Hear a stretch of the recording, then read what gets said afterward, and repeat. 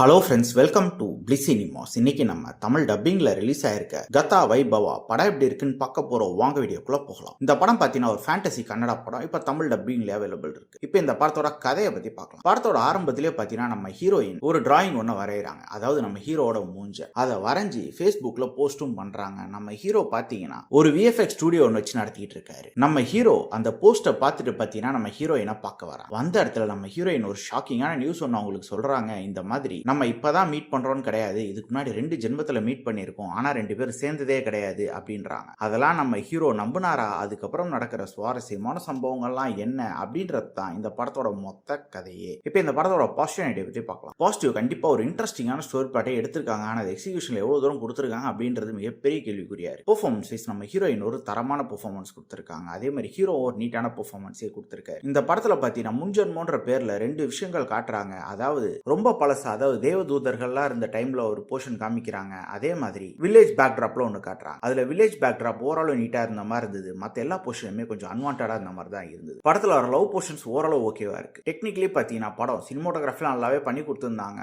Sound effects ஓகேவா இருந்ததுன்னு சொல்லலாம். பிஜிஎம் பரவாயில்லாம இருந்ததுன்னு சொல்லலாம். விஎஃப்எக்ஸ் சிஜிலாம் பல போர்ஷன்ல அப்படியே தெரியுது. அது மட்டும் இல்லாம இந்த படம் ஒரு லோ பட்ஜெட்ல தான் எடுத்திருக்காங்க. அதுவும் ஃப்ரேமுக்கு ஃப்ரேம் தெரியதான் செய்யும். ஸ்கிரீன் பிளேஸ் பாத்தீங்கன்னாலும் பெருசா இன்ட்ரெஸ்டிங்கா எதுவுமே கிடையாது. ஃபர்ஸ்ட் ஹாஃப் பொறுத்தல ஓரளவு ஓகேவா போனாலும் செகண்ட் ஹாஃப்லாம் பெருசா ஒர்க் அவுட் ஆகவே இல்லை படம். டுவர்ட்ஸ் தி கிளைமாக்ஸும் பெருசா இன்ட்ரெஸ்டிங்கா இருந்த மாதிரிலாம் இல்லை. மொத்தத்தில் பார்த்தீங்கன்னா இது ஒரு பிலாவரேஜான படம் தான். வேணும்னா ட்ரை பண்ணி பாருங்க. இன்னொரு வீடியோல சந்திக்கலாம். தேங்க்யூ.